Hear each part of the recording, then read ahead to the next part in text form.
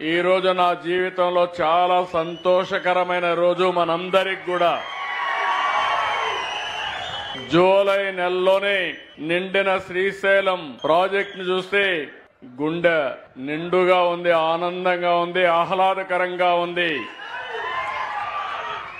నీటి విలువ తెలిసిన వాడిని, అందుకే జలహారతి ఇచ్చి స్వయంగా భవిష్యత్తులో కూడా నీటి కొరత లేకుండా ఉండాలని ఈ రోజు నేను జలహారతి ఇచ్చాను.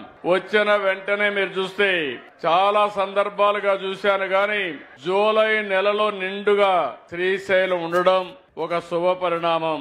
ఇంకా మన దగ్గర వర్షాలు పడలేదు, కొంచెం తక్కువగానే ఉన్నాయి. పైన వర్షాలు పడ్డాయి, ఆ వర్షాల వల్ల ఎక్కువ వరద నీళ్లు వచ్చాయి. దీనివల్ల మనకందరికి నీళ్లు వచ్చి శ్రీశైలం ఫుల్ అయింది. రాయలసీమ జలాశయాలు లేకపోతే మొత్తం కూడా కృష్ణా పరివారక ప్రాంతం కళకళలాడే పరిస్థితి వచ్చింది. ఇది కృష్ణమ్మ తల్లికి మరొక్కసారి మనమందరం ప్రార్థనలు చేద్దాం. 215 టీఎంసీ నీళ్లు శ్రీశైలంలో నిల్వ కెపాసిటీ. ప్రస్తుతం 200 టీఎంసీ నీళ్లున్నాయి.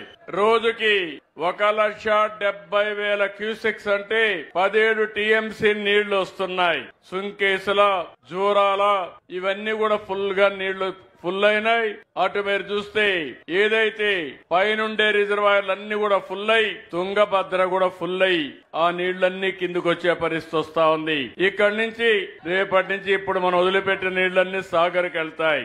ఈ రోజు ఒక పక్కన నేను వస్తానే మల్లికార్జున స్వామి దగ్గరికి వెళ్లి దర్శనం చేసుకుని ప్రత్యేకమైన ప్రార్థనలు చేశాను.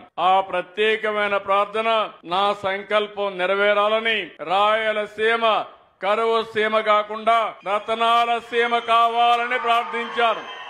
ఈ రాష్ట్రం సుభిష్టమైన రాష్ట్రంగా తయారు కావాలని చెప్పి కోరుకున్నాను. నీళ్లు మన సంపద. జలాలుంటే సంపద ఆటోమేటిక్ గా సృష్టించే శక్తి మీ అందరికీ ఉంది.